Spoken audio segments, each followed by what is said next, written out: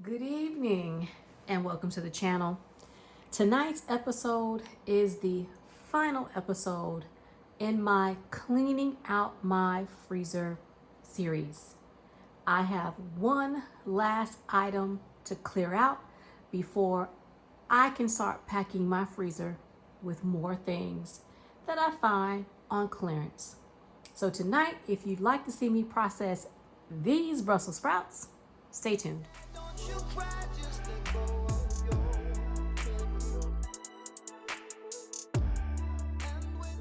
Here is a disclaimer before we get started. I have looked for the better part of a week for a recipe for canning these Brussels sprouts that do not consist of pickling. And I'm very disappointed because it seems like people really just don't like the taste of Brussels sprouts. So they want to disguise it by pickling it. So I have no other choice but to pickle these Brussels sprouts. But I'm telling you right now, I'm doing it under protest. I'm just saying. I have washed my hands. I have cleaned off my shears. I'm going to open up. I've got 9 bags of Brussels sprouts. I'm going to open up my Brussels sprouts, get them in my stock pot, get them rinsed off, get them sliced in half, and get them in the jar. So let me do that.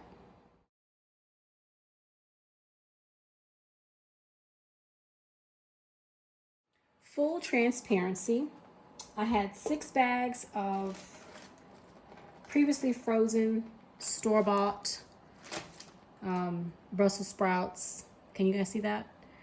And I rinsed these off, cut them in half, and got them in the jars. These were 3 bags of fresh Brussels sprouts that I rinsed off and got them in the freezer. Well, I don't like how they look, and I don't like how they smell. I cut this one in half. I hope you guys can see. It's starting to brown. So I just threw 2 bags in the compost pile off to my right. I'm going to throw these off into the compost as well. I am not going to fool with these. It's best that if there's any kind of questionable foods that you're about to can, if you have any question about them, the best thing to do is not to can them. So I am not going to can these. They're going to go into the compost bin and they will end up feeding the garden. So let me show you what I have. I have 3 quart-sized jars full of Brussels sprouts. I'm okay with that. The purpose was to clean out my freezer enough to make room for new items, to utilize in a way the food that's in there to make it shelf stable to where it's not going bad, to use up what's in there because it's been in there probably too long, and just to start fresh. So that's why this project was done for me. Now I am attempting to follow a recipe that I found online. She is another YouTuber that I watch relatively regularly. Her name is Rachel. I'll put a link to her description box. I'll put a link to her channel in my description box below. Please forgive me, y'all. It's late. I'm tired. I'm trying to get this last project done. So if I sound slow, if this goes awry, it's because I'm tired. But her channel name is, I want to say, the 1870 Homestead or something like that. But I'll put the link below of her making this, and you can make it for yourself. So let me get to starting this brine. In this brine, you're going to need white wine vinegar, maple syrup, balsamic vinegar, and a dry white wine. Excuse me. I did purchase a white wine that I don't drink. I don't drink very much. I hardly ever drink, but every once in a blue moon, if I feel like having a red wine, I will. And this is a brand that I will drink their red wine. This is the first time I'm trying this Pinot Grigio. It's dry. You should like the wine that you cook with. I'm not a fan. I tried to test it. I wasn't a fan of it. I took a sip. I put it in the refrigerator. But I'm hoping that this is going to turn out well. Again, I told you in the beginning when I started this project, my disclaimer is that I'm doing this under duress because I like Brussels sprouts just with butter, pepper, and salt, with a little extra, garlic and onion, maybe thrown on the grill, and all this extra. This is something that I'm gonna have to see if I like it, because I'm already feeling like I don't like it. So let's get this in the pot and see if we can make up this brine. Now I only have 3 quarts.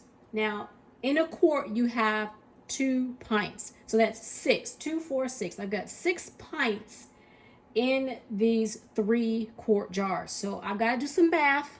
Let me do some math and I'll be right back. All right. I've got my white wine vinegar, my balsamic vinegar, and my white wine and maple syrup in the pot. Now, I know what you're saying. Ooh, that's more than what you need. I know. I tasted it and I actually like this brine. So I'm going to can this brine. Well, I'm going to put it in the refrigerator because I want to use this for something else. I might take this and reduce it and do something, I don't know, like something that calls for bacon. I don't know, but I rather like it. So I'm going to get this turned on and we are going to warm this up. Once this warms, I'm going to pour this over the Brussels sprouts and we're going to get it in the can. I know I said I wasn't going to tell you exactly what I used, but I'm going to tell you. I went ahead and used the whole remaining bottle of the wine. It wasn't a full bottle. There was a little nip that came out of it. As a matter of fact, I may take that nip and put it in there. I don't know. Probably I won't. This is 12.5 fluid ounces, which is 1.5 cups of maple syrup. I used the whole thing. I have another one. I don't need it. I used, this was not a full bottle of balsamic vinegar. This is a 1 liter, a 33.8 fluid ounces. Oof, I put about, let me get my measuring. I put roughly 3 cups, maybe 3.5 cups of balsamic vinegar in the pot. And I put 2 pints of white wine vinegar. And the reason why I know it's 2 pints is because that's what the bottle says. I could only find it in a 1 pint bottle. So that's what I got. So I have 2 pints in here. And somehow that just works. I'm trying to get that last little bit, y'all. That works. I like the flavor of that. So I don't know what I will use it for, but I will use it for something because I rather like it. I don't know if I'm going to like it on the Brussels sprouts, but like I said, I like how it tastes. So I'm going to warm this up and then I'm going to put it on the Brussels sprouts and get them in the canner. So I'll be right back. While I wait for the brine to come up to heat, to warm up, I turned on the canner and I almost forgot. Like I mentioned, I'm trying to follow a recipe from someone and I don't know whether or not this is going to turn out the way she did it, but I'm doing what I can. So she put peppercorn in there. You could put garlic in there. I'm not going to put any garlic in mine. She also put pickle crisp. To be honest with you, I don't feel pickle crisp is needed because these Brussels sprouts are already soft. I'm disappointed in that, but that's just facts.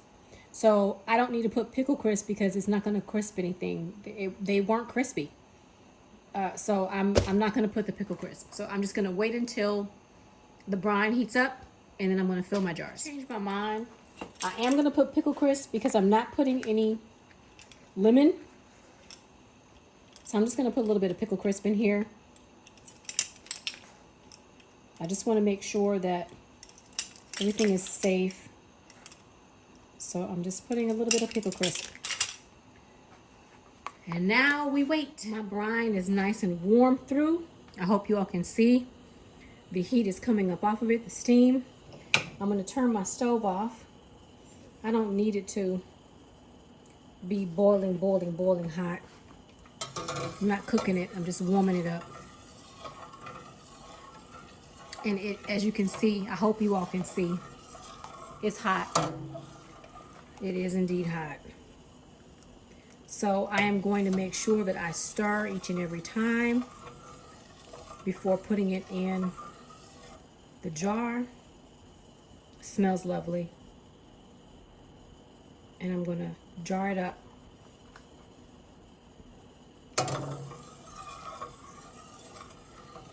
And the reason why I'm stirring it is because I did put maple syrup in it, and I want to make sure that maple syrup is distributed nicely throughout the liquid. It should be, but you never know. All right. And I'm going to take this up to a 1-inch headspace. That looks about right. It's a little bit high. One of these days I'm going to get a ladle that doesn't do that, but for right now, it looks a little high. However, when you debubble, sometimes your liquid does sink your, sometimes your liquid does decrease. So I am just trying to debubble, pushing it along the sides of the jar, trying not to spill it, trying not to burn myself. I hope you all can see. I do apologize. My hand is in the way. I'm trying to hold my funnel over it to try to protect myself from any splashing and keep the lid of my jar as clean as possible. So all I'm doing is pushing my debubbling tool around the edge. I hope you all can see. Around the edge of my jar and pushing it towards the center to release any bubbles. And I'm actually seeing some bubbles come up in the center. So there you have it. Okay, I'm going to get my second jar.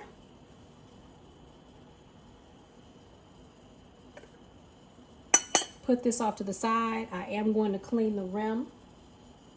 I'm going to wait and do that all at the same time.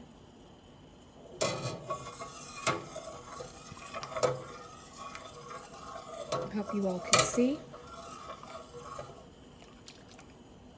Trying not to make a huge mess.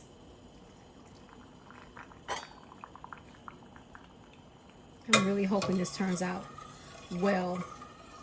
And normally I don't talk about what I'm going to do with the product that I'm using.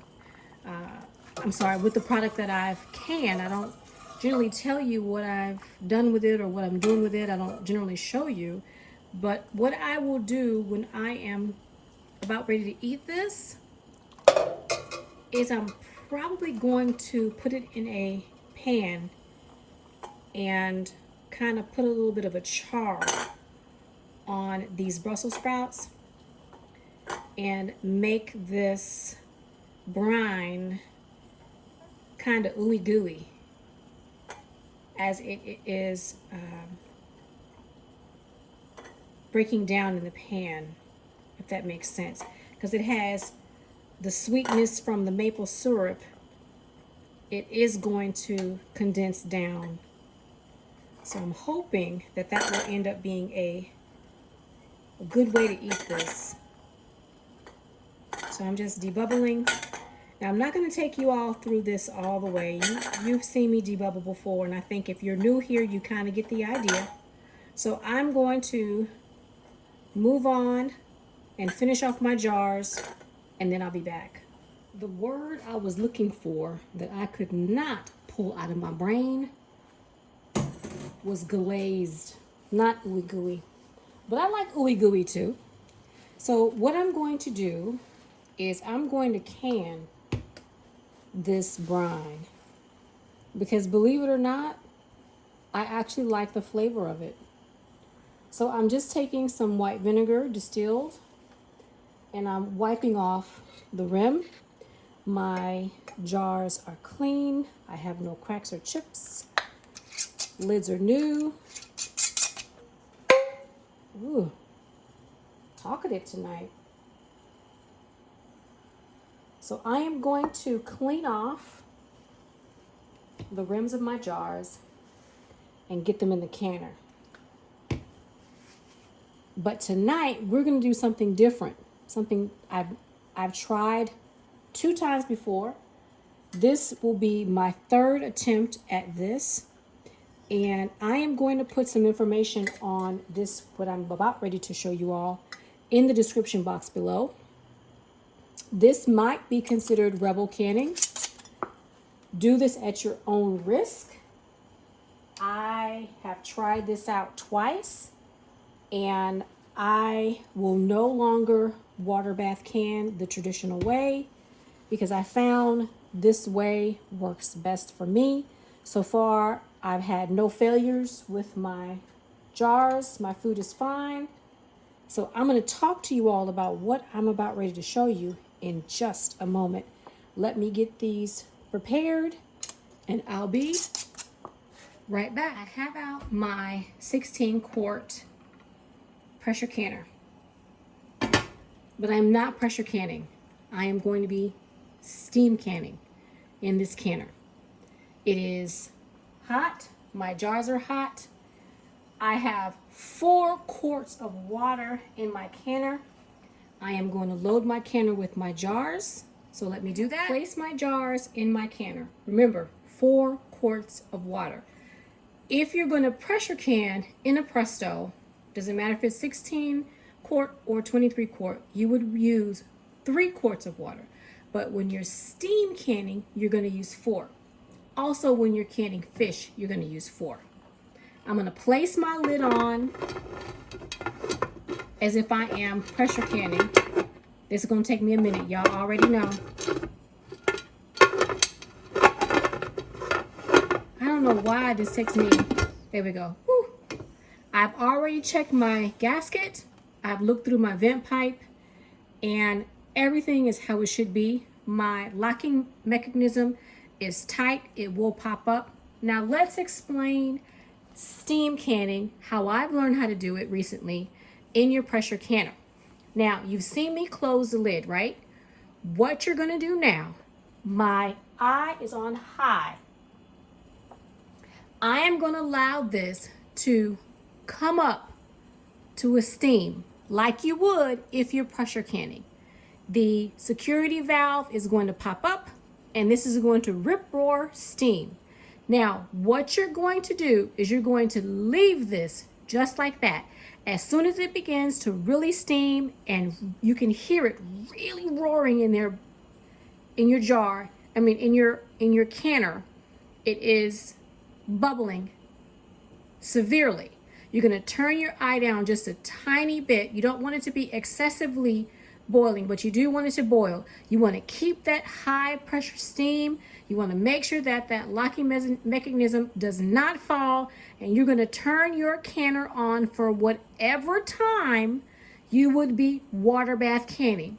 This is going to can for 15 minutes. So I'll be back once this starts to really get going. Before this starts steaming like a Mad Hatter, let me tell you, I found 3 different women on YouTube who is doing this. One is a scientist. Actually, she's recently retired out of Arizona. I've been watching her videos for some time now, and I feel confident in what she's saying. The other 2 ladies are in Australia. They are homesteaders. I have been watching one of them for quite some time. One of them is relatively new to me, and I feel confident after testing this out. This will be my 3rd run that this is how I'm going to steam can. On the market, there are 2 official steam canners. One that looks like a stock pot with a glass top and a dial on the top of that. The other one looks like a cake pan with a dial on the top of the lid. I didn't want to purchase not one more extra item in my kitchen. So I came across the scientist who did this, and what she did is she actually put the water bath canning jar lifter in her stock pot. The other 2 ladies did it just as I just showed you. They used their regular rack on the bottom, they added their food in the canner, and they let it go. I, again, have tested this. This is my third time. I haven't had any failures, haven't had any issues so far. And so this is how I'm going to choose to steam can. I'm not going to water bath can anymore. It's just way too much water, and I just don't want to do that. So I'll be placing those 3 videos in my description box below. Do your own research. Leave me a comment. Let's have a discussion about this. I know many of you out there are interested in steam canning, and you may not have the money to run out and purchase a steam canner. I don't even know how much they cost. I've never even bothered to look. It's not something that I wanted to purchase. I have several stock pots. I have a huge water bath canner, and I have 2 pressure canners. I don't want to purchase not one more thing to can in. So this has been working for me, and I hope that you try it. I hope that we talk about it. Please leave me a comment. I'd like to hear from you. And as soon as this gets ripping and rolling, I'll turn the timer on. I'll be back for the next step. The security lock button has just popped up. The canner, I don't know if you all can see that, is beginning to really steam. Can you hear it? It is boiling. It's very, very, very vigorous boiling. I'm going to turn it down a little bit. I don't want it to boil so vigorously, but I do not want this to stop this particular practice right here. I need for this button to stay up, and I need that steam to be rip-roaring. I'm going to turn my timer on for 15 minutes. Time to process. And you process this just like this. The timer is going off for 15 minutes. Let me turn that off. Let's turn off the stove and let this stop boiling. Let the lock button fall before you try to open it up. So I'm going to let this sit here, and then I'll be back. The lock button fell in seconds. However, I can still see a little bit of steam coming out of the vent pipe. It's just now stopping. I'm going to let this sit here until I don't hear the water boiling so vigorously. So I'm going to let this sit, and then I'll be back. I can barely hear the boiling.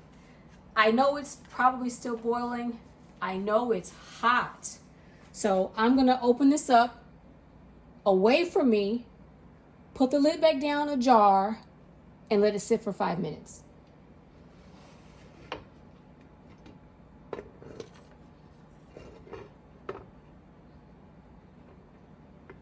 I'm going to let that steam vent out of there. I'm going to turn the timer on for 5 minutes. I'll be back. Timer's gone off for 5 minutes. So now it's time to get the jars out of the canner. Now just remember that these are hot jars, and if you're a new canner, you want to take your lid and open it up away from you. You want to take it off of your canner, put it someplace safe where it's not going to burn anything or fall and burn yourself.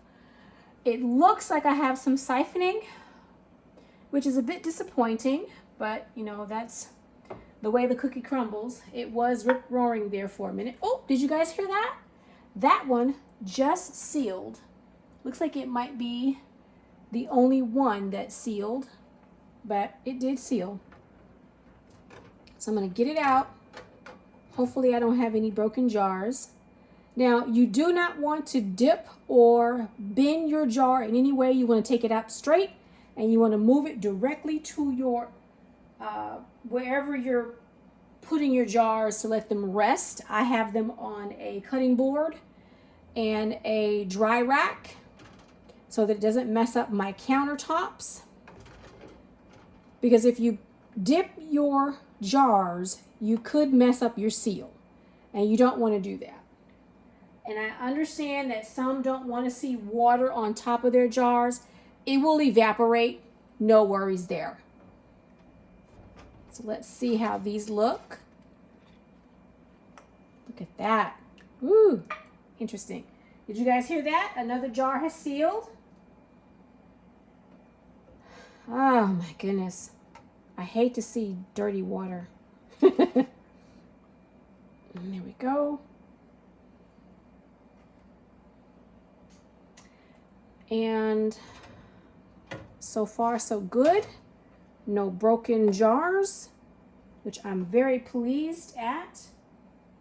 I never want to see a jar that has had thermal shock that is broken inside of my canner. That just, it messes with my mind, the idea of that happening. All right, so all the jars are over on the cabinet. Let me show you. Do that. Here is the water. There was indeed siphoning. Sometimes it happens when there is an issue with the temperature of the jars, temperature of your water. It's just a fact of life sometimes. Here are my jars. I hope you all can see.